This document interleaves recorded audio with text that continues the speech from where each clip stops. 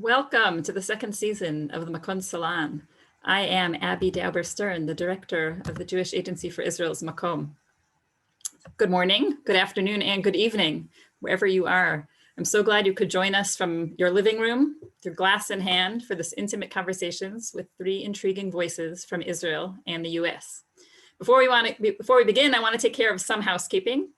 Of course, please keep yourselves on mute. By now, everyone knows the Zoom rules.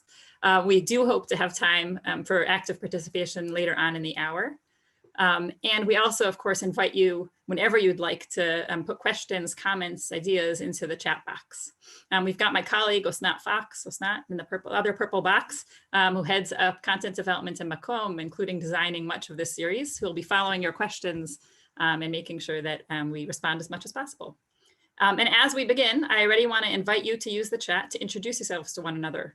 In the chat box, tell us where you're from, and if you're a professional Jew, what your role is. We've seen the list. I've seen the list of who's here, but not everybody knows each other, and that would be one great way to start the conversation. So when we started this series in the spring of 2020, we, like many others, felt that bringing content to your homes in this challenging time would be productive and even comforting. And what we learned is that COVID or not, it's rare and stimulating for most of us to have conversations between educators and leaders across the ocean from one another. We get a larger sense of what's on the minds of the Jewish people writ large, and have a unique opportunity to learn from and with each other when we bring people both from Israel, from the United States, and sometimes from other places as well. Today's salon is about where Israel education is headed. It's about our fears and hopes of the impact that Israel education can have. And importantly, in many ways, it's a book launch as well. Last year, right as COVID hit, Jonny Ariel completed the book entitled Israel Education, The Next Edge, which if you haven't received a hard copy, it is readily available on Kindle. So today's speakers, among their many accolades, are each authors in this book. And without further delay, I'm going to introduce our speakers and get the conversation going.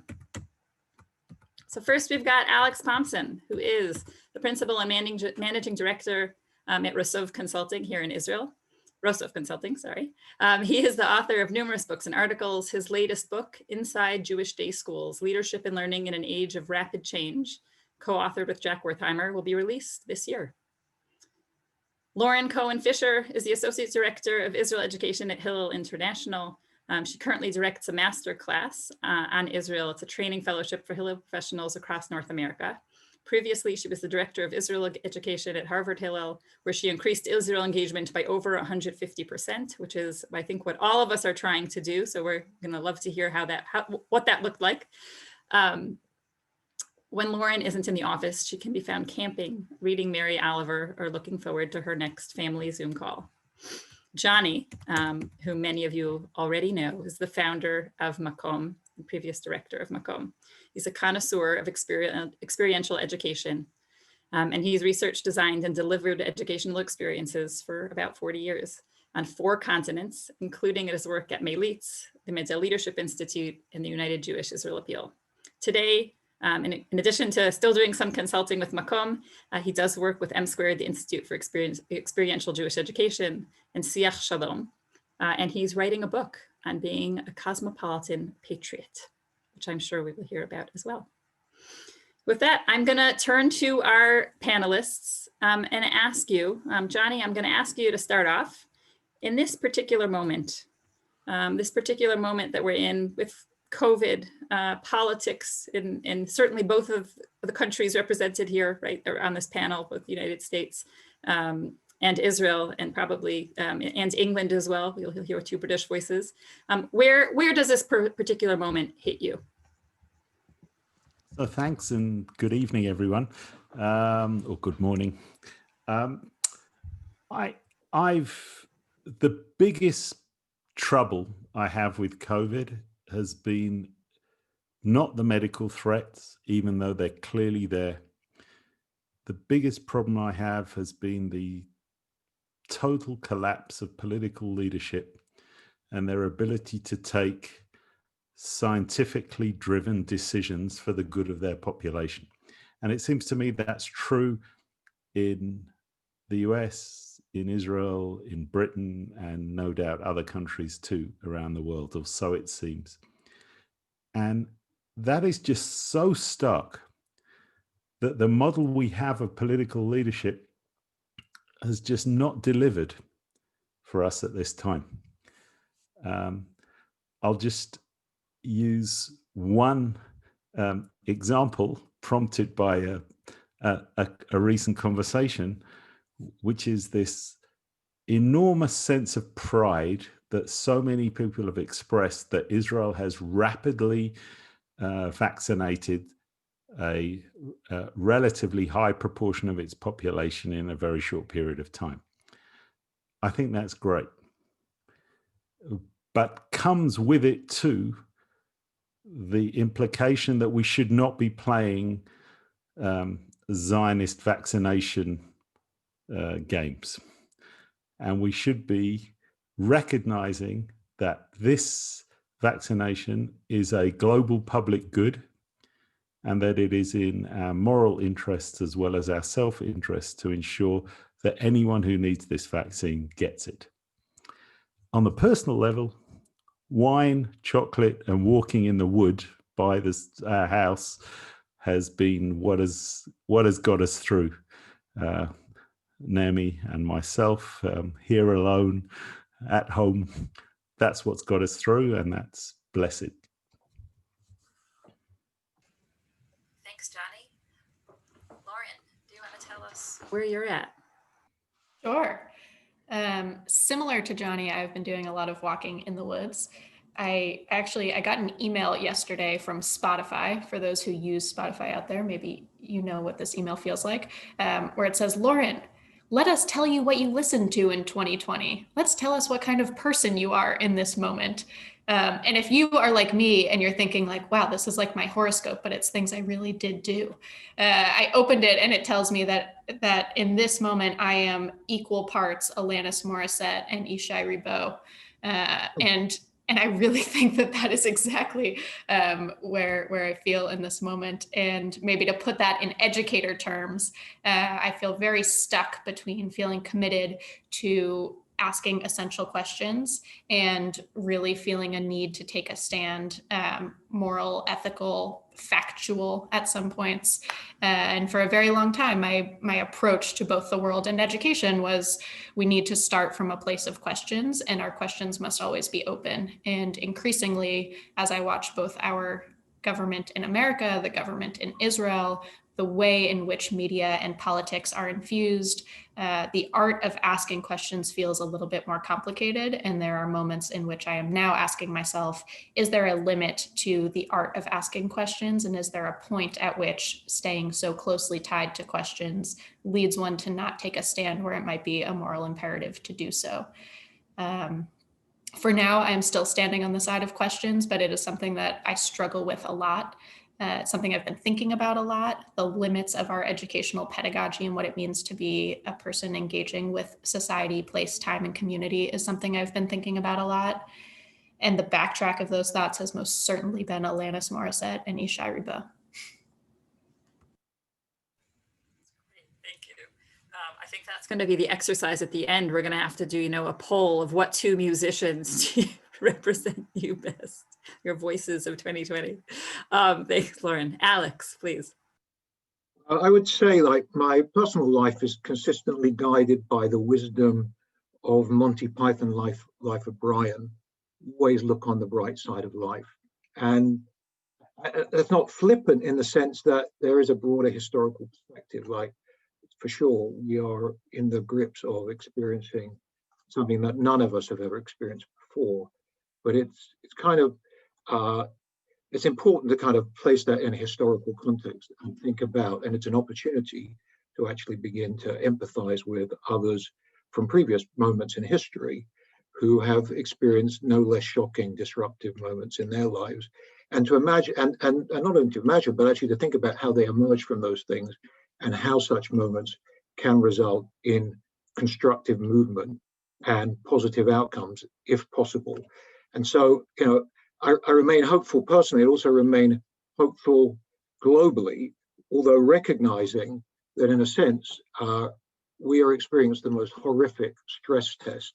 And this stress test has essentially brought an X-ray to expose social inequity wherever it occurs, and that COVID's impact is so strongly correlated with social inequity that in and of itself constitutes an opportunity for us at this moment in time and beyond to consider how it is that such circumstances ever came about. Wow, thank you. So we've got troubles with political leadership, question about asking questions, and social inequity. That's a good way to start our conversation together. I'm going to push a little bit more now on the personal. We're going to get to big questions also, and hopefully some big answers, but we'll push a little more on the personal. Imagine, or maybe you are, a young adult in your 20s. Where is one place you would want to be taken on your first trip to Israel, and why? I'm going to start with Lauren, please. Abby, is that because for me, it's obviously the most difficult to imagine what it's like to be in my 20s? Only if you say so. I told my mom that if I had the opportunity, I would make a joke to that effect, and she told me it would not be funny. Oh well, I hope she's not on the call. A note to all of us on the call. Many of us use the term young professional, and I find it particularly jarring for all sorts of reasons. So we're not using it. We're not talking about any of that. With that, go ahead. If I were a person in my 20s, where would I want to be taken? I think to the Machtesh in the desert, maybe even to Ben Gurion's grave. There is something that I find both inspiring and vast about being in that space. Whenever I'm there, I find this like very interesting tear between feeling like I'm in a tourist site and feeling like I'm in a place entirely undiscovered. And to me, that is exactly what it means to travel to Israel for the first time. It is both an act of learning family history, and it is a sociological endeavor into a people in a place that is entirely different and separate from my family story. And I think that for me, the desert encapsulates a lot of that. It gives me a good sense of what it means to be in a vastness, but a very particular vastness that has been very important for a very long time. I was actually just at the Machtesh over Hanukkah.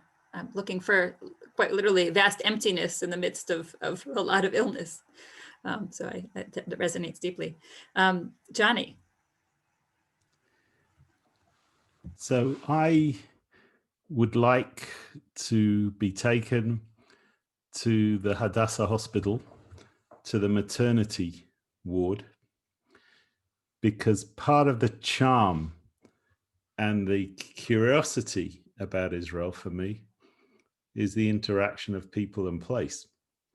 And I think in the maternity ward, you get to witness Jews of all different stripes and all different ethnic backgrounds and religious commitments and political commitments. And you get to witness non-Jews, Christian, Muslim, Arabs, Bedouin, of all different stripes, of all different passions, of all different commitments. And you get to witness them not only giving birth and celebrating, if all goes well, the new life that's born, but you get to see that same diversity on the medical staff and the administrative staff and the hospital staff. And it's out of that diversity that makes this place so mesmerizing, so enchanting. Teddy Kollek, the legendary mayor of Jerusalem, once said, when you come to Jerusalem, you don't only have to decide in which neighborhood to live, you have to decide in which century to live. And that captures something of the spirit of what I think you see when you go to the maternity ward at Hadassah Hospital. Having given birth here once, I will vouch for that. Alex, please. For me, this is like an excruciatingly difficult question. It's a bit like Tom Hanks in Big. Like, it's a long time since I was a 20-something, let me say. And kind of thinking about how to answer the question, for me, it's not just about place. It is to some extent similar to what Jonny just said. It's about time and place, right? And I can't give you one answer because, it depends on your mood, your moment, and your interests. So three places, three times. Thursday night at Machane Yehuda, where you get a chance to experience people living in the moment. People in Israel do live in the moment incredibly intensively, and there's a lot to kind of derive from that. Park Teddy on Erev Yom Ha'atzmaut Eve, welcoming Yom Ha'atzmaut, Israel Independence Day, in an incredibly moving, spiritually intensive, grassroots, ground up song celebration, turning a traditional service into really a remarkable happening. Thirdly, and most current, Saturday night is Kikar Tzfat. That's Tzorfat, sorry. That's an insider language that's just around the corner from where Bibi lives, where you experience intense political activity. This is Israeli democracy at its hottest, its most challenging for many people in the heart of a pandemic. 3 places, 3 points in time. Wow. The educational question that's coming up, and I'm probably not going to ask you to respond, but I'll just comment. Having 3 very powerful educators on this panel really just leads me to say, almost any place is the right place if you can frame it properly. And there's something the way each of you said it, right? Vastness and particularity. Well, yeah, you can think of the desert like that if you can frame it that way, right? You can talk about a maternity ward in unique ways, and you can talk about, the most mundane shopping experience in particular ways if you have the right educational framing. So I think it's, while I agree, I love all the ideas, I think that's also really important for us to think about. How do we frame things? How do we teach others to frame things educationally? Okay, and now we're getting on to the easiest question of all. And we'll see where we go. Alex, you'll start, then Jonny, and then Lauren. What are the desirable goals of Israel education? Or put differently, why Israel education at all? That old chestnut. So Abi, I got to say thank you for asking this question, because I spend most of my professional life having to bracket my personal goals and simply help others to which they're realizing their own goals. So here's a chance to go on the record. And what I would say is that I think it is that people should come to see Israel as part of their personal Jewish story. For me, Israel needs to be understood as a grand Jewish project. I'm intentionally not using the word experiment because typically experiments are finite in time. Projects can continue indefinitely, and it's a grand project in terms of language, Jewish languages, Jewish art, spirituality, and how to use power responsibly as a collective and not only as an individual.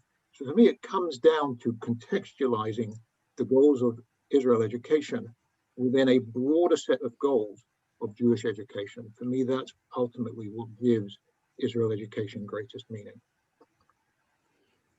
Excellent. Thank you, Alex. Jonny. So I'm perhaps not surprisingly, I'm just going to offer a midrash on what Alex has said. So my best formulation of the goal of Israel education for me is to say I'm interested in people sensing that they are personally implicated by the Jewish collective potential of Israel. Personally implicated, meaning this is not just about other people, however enchanting and fascinating they may be, however annoying and aggravating they may be. It's about you, me, and there are consequences for what you choose, significant consequences for what you choose to do and not to do. And that there is a sense of agency, therefore, in this, that you are implicated, and that therefore you can change the course of your own life. You can help change the course of other people's lives. You can maybe even change the course of the Jewish people, right?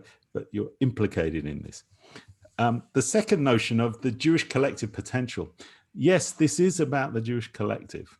It's something very rich here. It's not the only aspect of Jewish collective potential in the world, thankfully. Jewish civilization is rich enough and diverse enough that it has many opportunities for Jewish collective potential.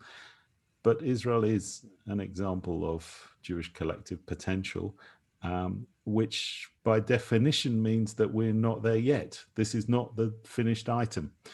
There is much more still to be done, to be developed and shaped as we go into the future. And lastly, of Israel. And the of Israel, the Jewish, personally implicated by the Jewish collective potential of Israel, is that Israel is not only about what Israel is within the boundaries, whatever those borders are of Israel. It's also about what the Jews can do in the knowledge that we have the sovereign capacity of a state that we can deploy however we wish to around the world. And that imposes upon us all sorts of dilemmas and questions, but also opportunities and phenomenal opportunities. So I would like a graduate of Israel education to feel personally implicated in a range of different ways by the Jewish collective potential. They see themselves linked somehow to the Jewish people, the Jewish collective globally. And they see that Israel is not yet a finished item. It's there to be pushed, and therefore we should have agency to roll our sleeves up and get stuck in to do something. So what's really interesting, a lot of interesting things have been said.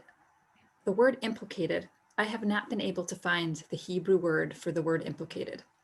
And what's interesting about it is Osnat and I have been doing a lot of teaching of Israeli educators, principals, and youth movement leaders about North American Jewish life, about people around the world, but especially focused on North America. And I always say, Israel, right, that American Jews, British Jews, Jews anywhere are implicated by Israel and Israel's actions and what Israel says.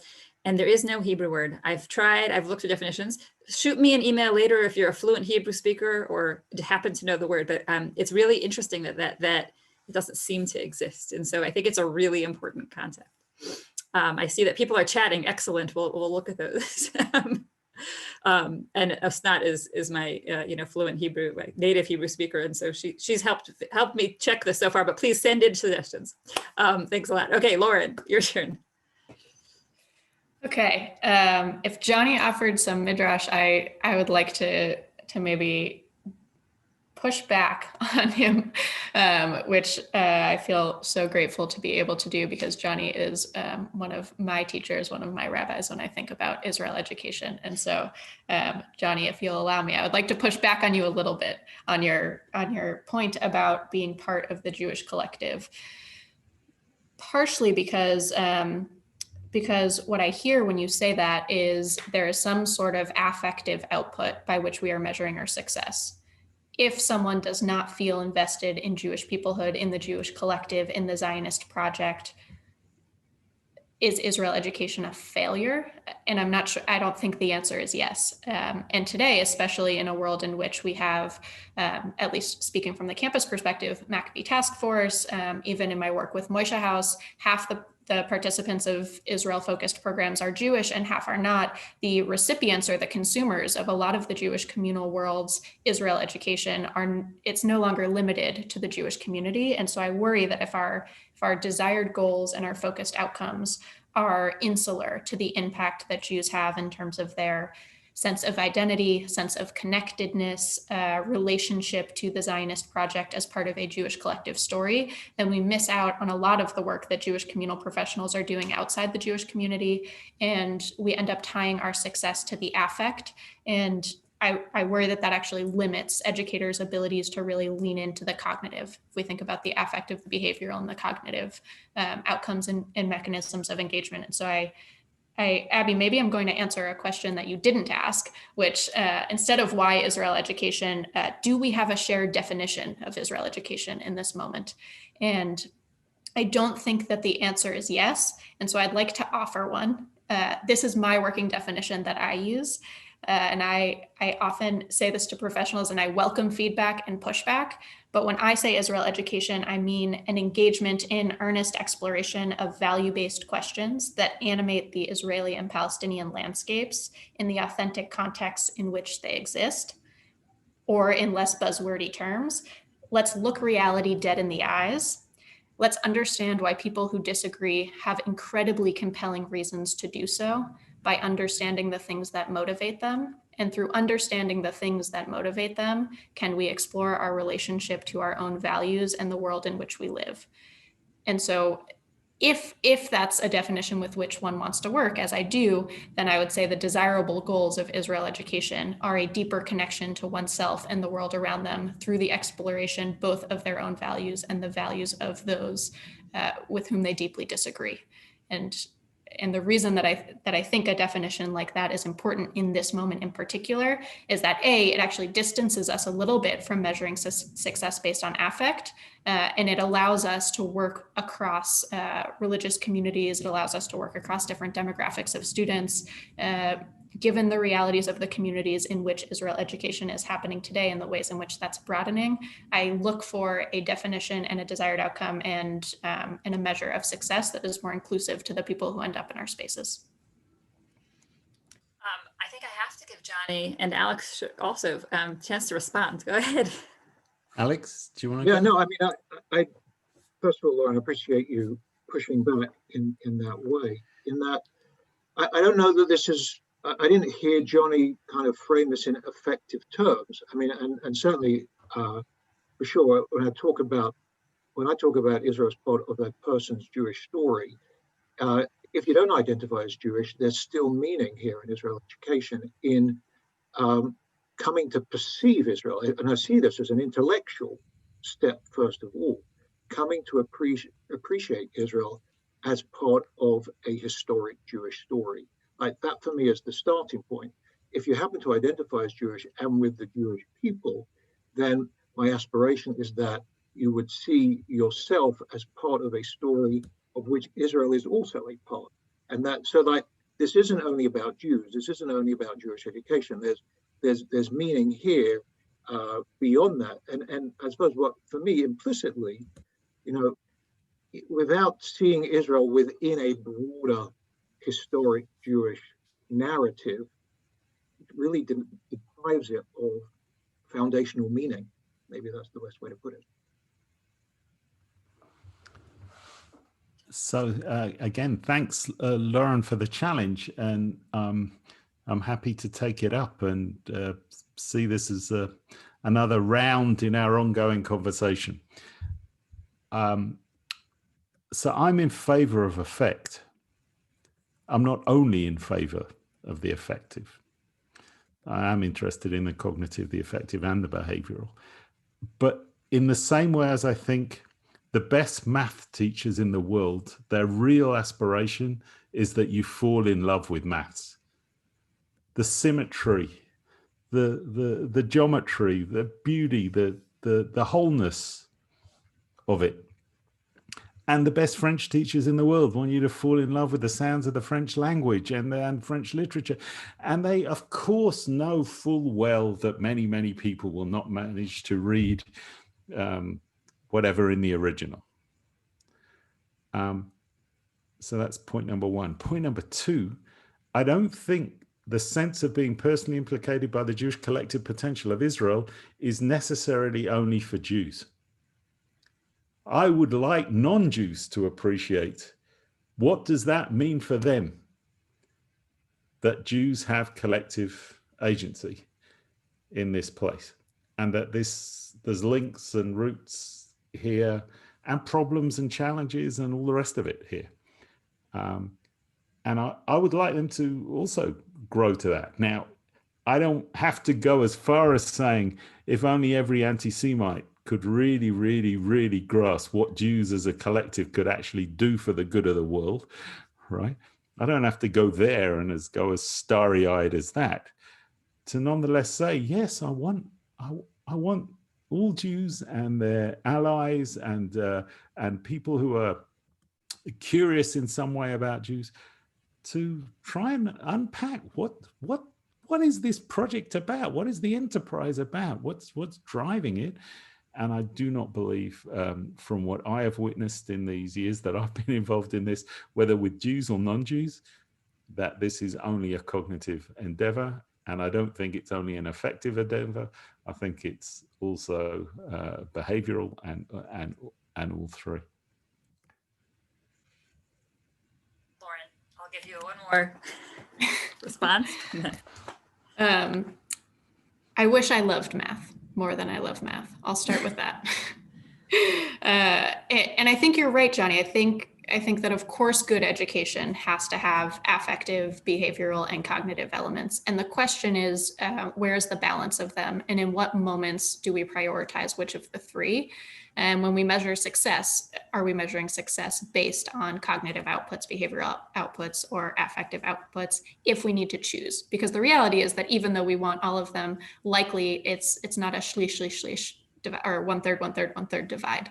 And one of the things that I often struggle with in the Jewish community is that we're not always open and clear about which of those three we're prioritizing in which moments, and what that means in terms of where we compromise in our program design. But I'm going to pause there for a moment, because there was a question in the chat that I think is really important and that I get a lot, and I'd like to address it, Abby, if that's okay with you. So there's a question in the chat that says, I wonder if the definition I put forward leaves room for objective facts of Israel as well. And one of the ways in which I think about this is there are facts that are disputed and there are facts that are not disputed, but the meaning that they take animates in very different ways for different people. So as an example, the Balfour Declaration. The Balfour Declaration that I use in my teaching is going to look the same as the Balfour Declaration that my Palestinian friends and colleagues use in their own teaching. We don't dispute the content of what's in the Balfour Declaration, but the ways in which we teach it and the ways in which we make meaning of it as informative and indicative of the ways that they impact the national stories of two different peoples are going to come out very differently. And so one of the ways in which this idea of education might animate in that circumstance is, let's look at the primary text and try to understand why the dominant Palestinian historical story and the Jewish-Israeli dominant historical story come away with very different meanings from the Balfour Declaration. In one case, you see a lot of conversations about the international recognition of the Zionist project and the state of Israel. In the other, you hear a lot. In fact, there was a lot of articles that came out around the 100th anniversary of the Balfour Declaration, in which Palestinian leadership wanted to sue the British government because the declaration was seen as giving away land that didn't belong to a people that wasn't there. And so we see there's actually, it's the same content and they animate very differently, and it creates narratives that are motivated by different values. Let's say on the flip side, like, where are moments where we actually disagree about the facts, where we're using different numbers? The question there would be, why is it that we end up with different facts or different stories or different realities? Where does that come from, and what does that tell us about how people are relating both to their histories, their presence, and the way they want to construct the futures? And that still brings us back to a question of, what are the animating values of people in the contexts in which they live, and why do those look different? And so I think that first and foremost, thinking about what are the facts we agree on, what are the facts we disagree on, and why does that matter, is a core part of thinking about what we're doing in education. And definitely at the core of all of our teaching, I think, needs to be strong content, like tochen, or content that is driving the conversation, on which we can say to our learners, where do you see this in the text? How do you see this in the context of the text? What jumps out to you in this moment? I think when we ground our learning in, whether it's a video or a movie or a lecture or a source or a timeline, certainly that has to be at the core. And then what we do with that, it really animates the ways in which we're driving our conversations with students. So I think that is a great segue. I know there are probably a lot of conversations and directions we could go in, but I'm going to push this conversation to the question of what are the challenges in Israel education today, and it's certainly something that Lauren in this last segment started to answer. And in fact, I'm going to ask all of you to answer that question, to choose one main challenge. I've just put a poll out. You should see it on your screen. Are you seeing it? Give me some head nods. And if you're willing to vote, it's anonymous. I can't see who says which is the greatest challenge. And just to get a sense on the call, what people think the greatest challenge is today to Israel education. And then we're going to have our panelists answer the same question. And we'll go in the order of Jonny, Lauren, Alex. I'll give you another, I see 14 of you have answered. I'm going to give you another couple minutes as you're reading.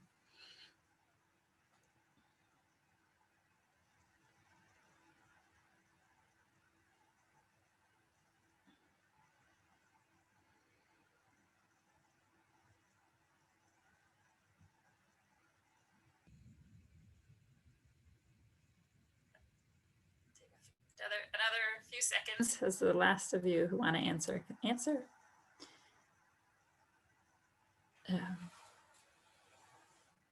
Okay, so you're still answering. Great. I actually don't know if I end the polling. Will I see the poll when I end the polling?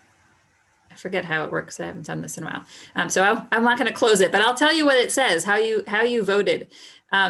The largest challenge at this group of the 41 folks who voted said that divisiveness of conversations around Israel. 41% of you said that the divisiveness of conversations around Israel are the main challenge. And I'm sure we have different interpretations of that, but that's interesting that it's the conversations themselves that actually can put people off. The next highest is 29% at Israeli policy, religious pluralism, Israeli-Palestinian conflict. That's the number 2 ranked, and then the number 3 ranked at 20% of you said that weakening Jewish identity, the general problem of individuals having less and less strong Jewish identity makes them less connected to Israel. So that is interesting. I see there's an other in the chat function, so please do read that and we'll see what people are saying. And with that, okay, I can share the results. You can see them for a second. You can take a quick look. You see the orange is the one that's the highest. Great. And with that, Jonny, please. The late Rabbi Lord Jonathan Sacks was fond of saying about much of the public discourse, not only about Israel, but in general, that we have moved from an era of broadcasting to an era of narrowcasting. That there used to be this very strong ethos of gathering around the radio, the wireless, as it was called, or later the television, and the whole nation watching the national news broadcast, and therefore sharing something very significant. Some terms, some ideas, some issues, some priorities, some ways of looking at things, etc. Now, there are, of course, many downsides to having only that, because it covers up many, many things. And I, for one, am not interested in going back to having a particularly dominant frame of one particular kind of class of people determining for us how to speak, what's the priority, and all that goes with it. But there is a danger too in narrowcasting, which is the other end of the spectrum, that we all end up in ever narrower and narrower, smaller and smaller bubbles, social media bubbles in many senses, but that we go to our own newspaper, we only talk to people who are in our camp, our tribe. Now, in the Zionist movement, particularly the way it played out in Israel, this is not a particularly new phenomenon, right? If you remember, even the soccer teams were set up and established on the basis of which camp are you a member of. So Beitar Yerushalayim only kick the ball with their right foot, and Hapoel Yerushalayim only kick the ball with their left foot, and all that goes with that. But that narrow casting in our era has led to a kind of coarse, shrill shouting match. Now, there's nothing wrong with disagreement. There's nothing wrong with profound argument, in my view. But it has led us to the point where we only listen to, meet with, and have in our conversational circle a group of people with whom we agree. And anyone outside with a different opinion, we shun, we shame, we push out and try and undermine their right, their credibility to say something. I think this has had a tremendously negative influence on the abilities of doing genuine Israel education, particularly with those circles of people who you would claim as being in the moderately affiliated or the marginally affiliated, outside of the inner core of people. And again, this sounds like, how do we have pleasant conversation? But I want to have pleasant conversation over matters with which we profoundly disagree, and to understand more deeply why you think the way you think, why you look at the world the way you look at the world. So if you just use one example, if you want to really grasp what's going on at the moment in Israel, it will be hard to do it without reference to the tremendous sense of dismay, disgruntlement, trauma that people in the national religious camp have over the disengagement from Gaza, or what they count as the eviction from Gaza. Unless you understand that trauma, unless you hear them articulate it, and that they were willing not to fight Tzahal, the IDF, when the evacuation came, the eviction came, but they went with it for the good of the Jewish people, right? For their sense of the shlemut ha'am, the wholeness of the people. Now, it's not a matter of whether I agree or disagree with that view. I do have a view, but that's not relevant at this point.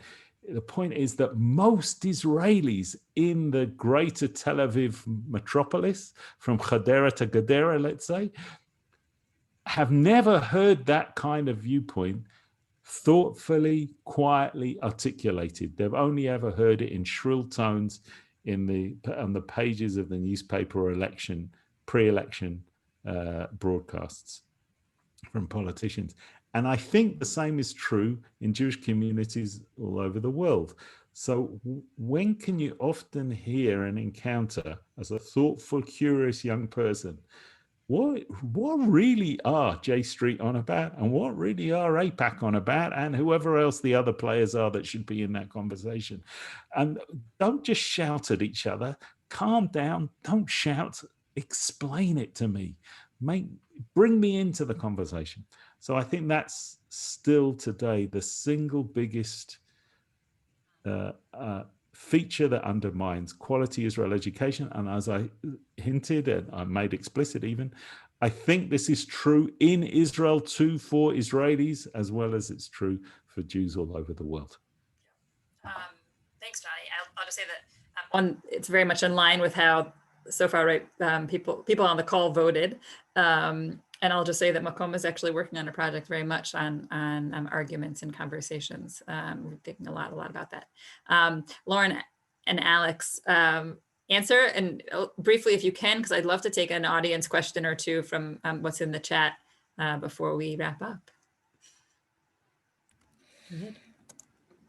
Briefly, if I can, Abby. I know, sorry. Well, first and foremost, as much as I love pushing back on Jonny and being in good machloket with him, I entirely agree with most of what you said. So I would like to put a second to that, and I'll add a few additional thoughts. Though I agree, I think one of the most challenging elements of Israel education is having meaningful, respectful disagreement that is in and of itself generative to personal growth, educational growth on the individual and the collective level. But since that's already been said, let me offer a few other ideas. One is that I think Israel education has become an umbrella term for all of the Israel work that is engagement, education, education adjacent, and educational advocacy.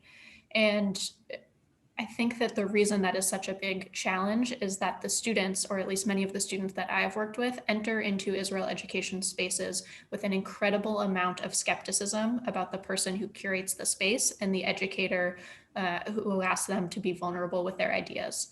And one of the ways that I see that playing out is moments in which we say we are question-based and there are better and worse answers, which I find often happens in spaces of education adjacent spaces. And there are other programs that, you know, the real goal is community building. And there's some central element that is Israel infused, whether it be a falafel party, etc. But the real goal is engagement. And when we use education as a catch-all term for things that are education adjacent, education engagement, et cetera, we contribute to what I see as a big problem among our learner community, which is an uncertainty about the teacher at the front of the room, which is an uncertainty about what it means to be in community. We're playing assumption Olympics oftentimes when I walk into a room. I feel like I spend the first 10 minutes just trying to gain the trust of people in the space. Students always ask me, what's your angle here? And I find that such a crazy question to be asked of an educator. And so I think that the real challenge is the way in which we have used education as an umbrella term for quite a lot of things in our field. And the other challenge, this is a more minor challenge, but I do think it's important to mention, is that for whatever reason, it seems that there's an assumption that the Israeli-Palestinian conflict has a monopoly on nuance, has a monopoly on complicated, has a monopoly on messy, and that is just simply not the case. I used the example of Balfour a few moments ago, but I could have just as easily used the example of Moti Steinmetz and the concert in Afula. Show of hands. Does that ring a bell for anyone? I'm on speaker view, so I'm actually not sure how many people are raising their hands, but I see Jonny giving a small nod, so I'll move forward and hope that that's indicative of maybe a few other people out there who were following this very small national conversation that I became obsessed with. But similarly, there was a question about, can you have separate seating outside in a publicly funded concert if it is targeted towards and created for the Haredi community of a city? And both the lawyers on behalf of the National Council of Women and the lawyers on behalf of Moti Steinmetz used the exact same law to make their case. And that's messy. That is complicated. That's a courtroom I would love to sit in. And it's a conversation that is so rich about what are the limits of inclusion and accessibility in a democratic space. We could talk about biking on Yom Kippur and like what makes a practice authentically Jewish. Should we be celebrating the ways in which renewal Judaism is entering the public sphere in Israel? Or is there some value in traditional observance in the public sphere? How do we create spaces that are designed to the many, but working towards a sense of unity? How much uniformity is necessary to have unity? These are messy. Reality is messy. And I think good education also needs to be incredibly messy. And messiness doesn't only live in the clickbaity political ideas that have dominated the conversation. And I'd say, like, for those who are educators out there, like, to play in the world of messy, complicated, sticky, non-Israeli Palestinian history, not because we're avoiding it, not because we don't want to talk about it, but because reality is such that good education requires nuance. It requires values that are in tension, and that happens everywhere in our lives. Thank you, Lauren. Much to say, but I'm going to hand it over to Alex and then do a little quick switch to our schedule. Go ahead, Alex. I'll do brief. I mean, I think for me, and I'm sorry to sound sarcastic here, but many of these problems feel to me like first world problems. They feel like the problems of elites who are already inside the conversation and feeling discomfort. And the bigger challenge for me, and one I've certainly observed in my work, is actually ensuring that people feel that this matters, that it's interesting, it's important, and it's relevant.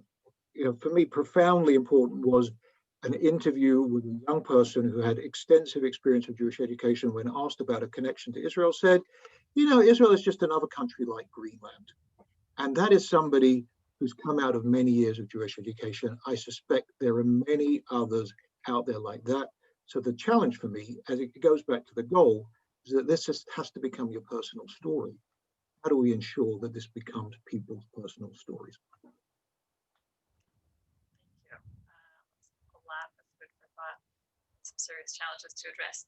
What I want to do, I'm going to actually ask the last question. We'll do a formal close, so we can hopefully close by about 9 o'clock Israel time, 2 o'clock Eastern time. I think it's 7 o'clock in England, and all the other times on this call. And then anybody who wants to stay for another, say, 10 minutes to ask questions directly of our panelists will have a chance to do that. But we will first ask the last question, which is, would love to hear from our panelists. We'll start with Alex this time. We'll do Alex, and then Lauren, and then Jonny. Bring a poem, or please offer us a poem or a quotation that rings the most poignant for you in regards to Israel education as you're closing. Okay, I'm British, so I don't really do poetry so well, and so I'll go quickly. I studied history. For me, one of the most powerful Israel-related quotations comes from Theodor Herzl, the first Zionist Congress in 1897, quoted just this week by, what is his name, Ricky Richmond, in a fabulous essay in Mosaic, hot off the presses. Herzl said as follows: "We have, so to speak, come home. Zionism means a returning home to Jewish identity before the return to the country of the Jews."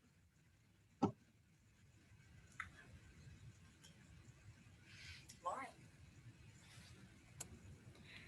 I am a big Amos Oz fan, and so I would be remiss not to share a little bit of Amos Oz. And there are some ways in which I entirely disagree with what he says here, and that's exactly why I love it so much. He writes, "How can we tell the difference between a page written by a historian and one written by a storyteller? Well, there is not always such a difference. Some historians are also storytellers, and some storytellers, as well as being tellers of stories, are by definition historians."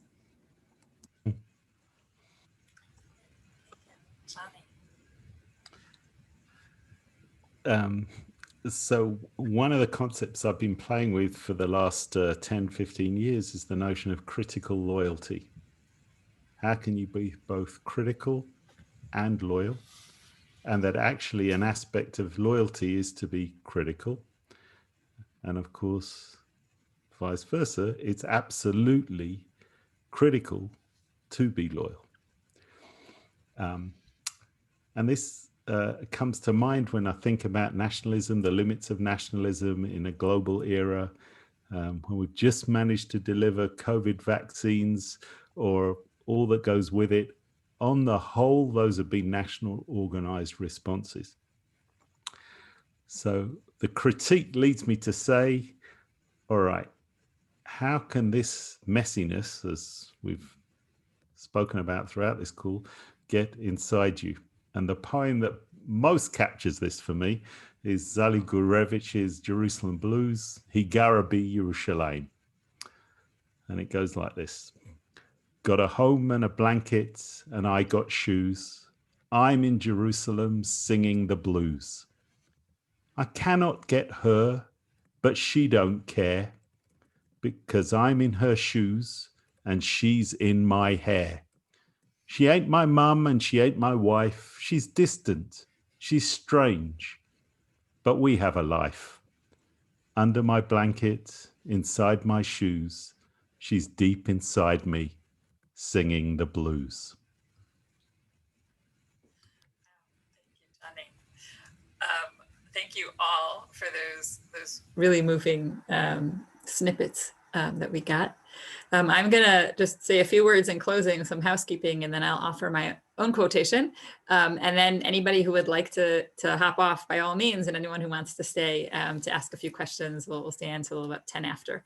So first, you'll be getting a survey. Maybe it's already in the chat. We'd love for you to answer, to give us feedback. Feedback 2, you just saw that Osnat pointed out that we have more songs. If you like the song we played at the beginning, there's a lot more songs on our website in translation and with guides, etc. Our next session is on January 19th. We hope you come back and join us. And then finally, I want to just say that thank you, to all of you for being here, especially in the midst of COVID here in Israel. We're about to go into a more serious lockdown. I know that in England, things are not looking good. I know the numbers are higher than ever in the United States. And so our thoughts are really with all of you. I hope everybody is healthy and well. And with that, I actually would like to offer the words of John Levison in the book that Jonny edited that we began with, and what this evening in many ways was about. And I'll quote John in what he writes in the book. "The discourse on Israel education is dominated by the rhetoric of love. Perhaps the emotion that captures the kind of mature, sober, principled connection to the national project that we most need in this historical moment is not love, but rather hope." And I know that I certainly need hope at this moment. And I think Israel in many ways gives us that. With that, thank you very much. And we'd love for you to stay on, and we'll take a few questions. Thank you all. Snat, gonna point us to some questions, or maybe just can feel free to read them off if you see them easily.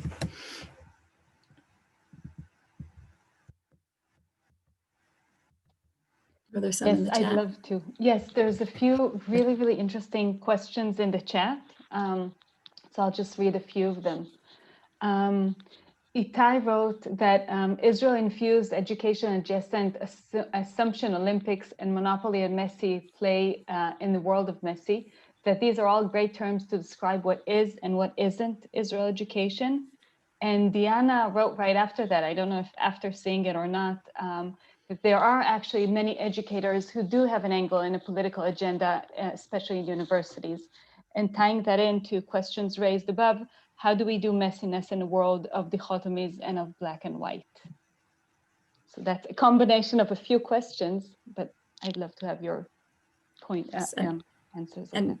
So any one of you who would like to jump into that, how do we do messiness in the world of dichotomies today? John? I'll have a go and just share. We developed a pedagogy of complexity. Having spent a few years trying to scratch our heads about this, and I can see Reuven's on the call as well, and he was part of the team that was working on this. And we looked around through, forget Jewish education, we looked all over for models of how do you do a pedagogy of complexity, and it exists in particular disciplines. And yet there wasn't one that we could just take off the shelf and use. So we felt the need to create our own. And it has 5 strands to this pedagogy. The first strand is always address the key questions that people have. We called them the elephants in the room. Make sure that you grasp the elephants in the room, because they're in the room with you, whether you like it or not. Second, make sure that people do all sorts of exercise that enable people to see what are the glasses they're looking through to see the world as it is. There are local glasses, and the thing about local spectacles is that you don't even realize you've got local spectacles on. That's the point. They become local when you no longer realize they're there. So you want people to be aware that they see things through particular lenses, for good and for bad. Third, make sure that you introduce them to the best that's ever been thought about whatever the issue or topic is under concern. For sure, there are idiots on the other side of the issue, whatever the issue is, but I promise you too, there are idiots on your side, whatever side your side is. And you should think, whatever you think, as a result of considering the best that's ever been thought. Fourth, try and look for all sorts of different echoes of the issue in deep in Jewish civilization, in other eras of time. many of the most important pressing human concerns are not just fresh now. They've been around for a while. And fifth, because education is a profession of hope, then you have to give people opportunities to get actively involved in pursuing their interest, whatever their interest may be, on this issue. And these 5 strands together form a pedagogy of complexity that I'm in the midst of writing up.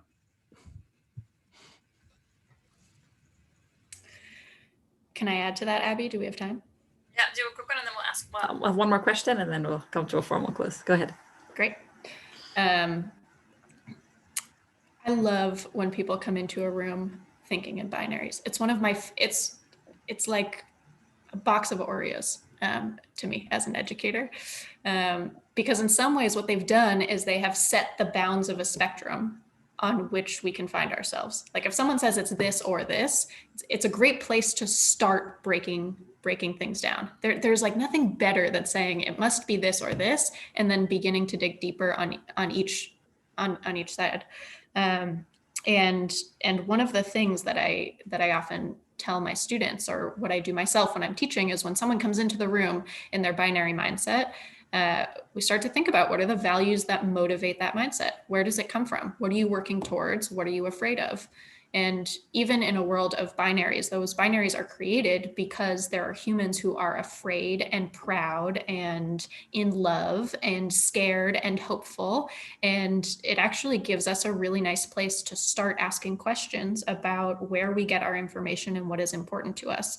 And to I guess on one foot, what do we do in a world of binaries when we want nuances? I would say we get really curious about what's at stake for people who are holding binary positions. And can we understand what's at stake for them in terms of universal values? Because it very well might be the case that, Jonny, if you and I stand on 2 polar opposite ends of a conversation, you are working towards values that I deeply resonate with, or you are afraid of things that I have before been afraid of in my life. Even if on this issue, we find ourselves on really different places, if I can get a sense of what matters to you, what you're afraid of, and what you're motivated by, the conversation itself will be incredibly rich. And so sometimes when people come in with very strong positions of where they want to stand, it really becomes a launching pad to have a much deeper conversation about what it means to be a human engaging in a world that feels scary a lot of the time and inspirational and hopeful some of the time. A very psychological approach also to education, which for me feels important. I'm going to offer one more question that came from the chat, which is in, I think, the first question we asked. I think it was in the first question. Alex mentioned the social inequalities in Israel. And the question is, what do you see as our responsibility as educators to teach about the economic and social realities in Israel today? Is that part of our responsibility as Israel educators? Want to take that, anybody? A big one. Oh no. Look, I mean, it kind of goes without saying. Right, absolutely. I mean, people need to understand Israel as it is, and those social economic inequities are a reality in Israel. The gap between the rich and the poor, I think, are right here than in almost any other place in the world. So, for sure. And they need to be contextualized too. This is part of a global phenomenon, right? You could say it's part of, that's comes with a capitalist package. So we need to understand that. We need to understand what it is locally, and we need to understand what it is within a broader socioeconomic context. Yeah. My take on that is to say we can't really grasp what Israel is, or the way in which national cultures emerged in nation states around the world, without reference to the French Revolution. And the French Revolution's 3 big claims were liberté, égalité, fraternité. And if we look at it honestly, liberté moved west and set up camp in the United States and forgot the rest of it. Egalite moved right, east, went to the Soviet Union and forgot the others. And it seems as though what we've witnessed in the last generation is that if you really want liberty, you need fraternity, because otherwise you can't truly guarantee your freedom. And if you want egalite, you can't really do it without fraternity. And what we've witnessed is the total collapse of those cultural, religious, spiritual goods, places, values that drive the value of fraternity, upon which you can sustain liberty and egality. And therefore, if we don't get to grips with those massive social gaps in Israel as elsewhere, then the whole project becomes unstuck. Thank you all. Thank you, Alex. Thank you, Lauren. Thank you, Jonny. Thank you all for staying with us. And we hope to see you in 2 weeks. Please be in touch if you have any questions or feedback.